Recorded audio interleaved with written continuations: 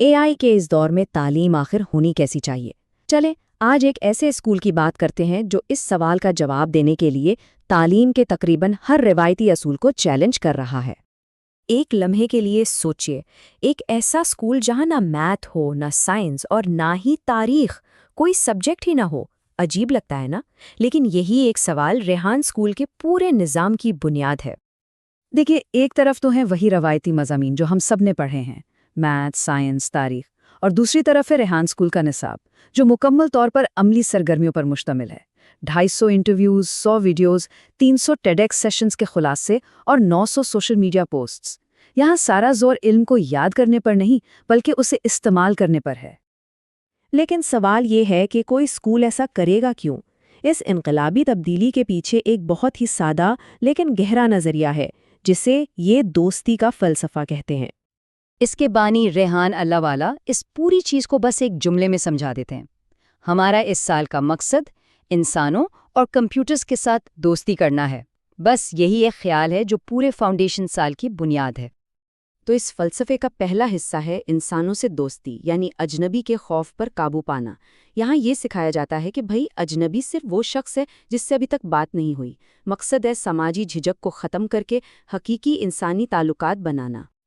اور دوسرا حصہ ہے ٹیکنالوجی سے دوستی، یعنی کمپیوٹر اور AI کو کسی خطرے کے طور پر نہیں، بلکہ ایک بہترین دوست اور ایک طاقتور اوزار کے طور پر دیکھنا۔ بانی کا تو یہ ماننا ہے کہ آج کے دور میں کمپیوٹر استعمال نہ کر پانا بالکل ایسا ہے جیسے کوئی ایک مفلوج ہاتھ کے ساتھ زندگی گزار رہا ہو۔ تو سوال یہ ہے کہ یہ دوستی کا فلسفہ اصل میں کام کیسے کرتا ہے؟ ایک طالب علم کی روزمرہ کی زندگی میں یہ کیسا دکھتا ہے؟ اس کا جواب ان 5 بنیادی سرگرمیوں میں ہے جو روایتی نصاب کی جگہ لیتی ہیں۔ یہ ہیں وہ 5 ستون جو روایتی مضامین کی جگہ لیتے ہیں۔ ہر سرگرمی کا ایک خاص مقصد ہے۔ انٹرویوز سے نیٹ ورکنگ اور سننے کی صلاحیت، ویڈیو سے AI میں مہارت، ٹیڈیکس سے کہانی سنانے کا فن، اور روزانہ کی پوسٹ سے آن لائن دنیا میں خود اعتمادی پیدا کرنا۔ سال میں 250 انٹرویوز، سوچنے میں ہی کتنا زیادہ لگتا ہے نا؟ یہ صرف ایک نمبر نہیں ہے، یہ اصل میں بات چیت کے خوف کو جڑ سے ختم کرنے اور ایک بہت ہی طاقتور پروفیشنل نیٹ ورک بنانے کا طریقہ ہے۔ لیکن یہ کوئی عام انٹرویو نہیں ہے۔ ان کی بنیاد 5% کے اصول پر ہے۔ مطلب انٹرویو لینے والا پوری گفتگو میں 5% سے بھی کم وقت بولتا ہے۔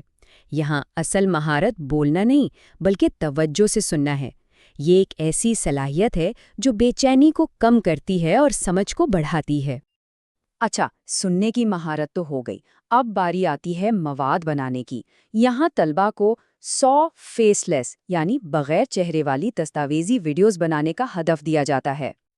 اور یہ صرف ویڈیوز بنانا نہیں ہے، اس پورے عمل کے ذریعے طلبہ جدید ترین AI اور تخلیقی ٹولز میں مہارت حاصل کرتے ہیں، جیسے کہ چیٹ GPT سے اسکرپٹ لکھوانا، کینوا پر ڈیزائننگ کرنا، AI سے وائس اوورز بنوانا اور ویڈیو ایڈیٹنگ سیکھنا۔ کہانی سنانے کی مشق کے لیے ٹیڈیکس ٹاکس کا استعمال کیا جاتا ہے۔ یہ ایک بڑا دلچسپ 3 قدمی عمل ہے۔ پہلے ایک 18 منٹ کی ٹاک دیکھیں، پھر اسی کہانی کو اپنے الفاظ میں 18 منٹ میں دوبارہ سنائیں، اور آخر میں اصل سپیکر سے لنکڈ ان پر رابطہ کریں۔ یہ معلومات کو عمل اور تعلق میں بدلنے کی بہترین تربیت ہے۔ تو ان تمام غیر روایتی سرگرمیوں کا آخر نتیجہ کیا ہے؟ مطلب یہ نظام مستقبل کے لیے کس قسم کا فرد تیار کر رہا ہے؟ دیکھیں، اصل مقصد مضامین پڑھانا ہے ہی نہیں، اصل مقصد ہے طلاب کو سیکھنا سکھانا، انہیں وہ AI ٹولز اور تجسس دینا جس سے وہ خود کو کچھ بھی سکھا سکیں، چاہے وہ بائیولوجی ہو، کیمسٹری ہو یا کچھ اور۔ اور جب ہم ان مہارتوں کی تقسیم دیکھتے ہیں تو ایک بہت واضح تصویر سامنے آتی ہے۔ 60% توجہ صرف 2 چیزوں پر ہے: ذہنی مضبوطی یعنی ریزیلینس اور AI کا استعمال۔ باقی 40% حصہ انسانی رابطے کی مہارتوں کے لیے وقف ہے، جیسے نیٹ ورکنگ، سننا اور کہانی سنانا۔ روزانہ سوشل میڈیا پر پوسٹ کرنے کی جو شرط ہے وہ بھی بے مقصد نہیں ہے۔ یہ اصل میں ایک طرح کی لیڈرشپ ٹریننگ ہے۔ یہ عوامی رائے کا سامنا کرنے اور تنقید برداشت کرنے کی صلاحیت پیدا کرنے کا طریقہ ہے۔ مقصد صرف رد عمل ظاہر کرنا نہیں، بلکہ تعمیری فیڈ بیک کو عمل میں لانا ہے۔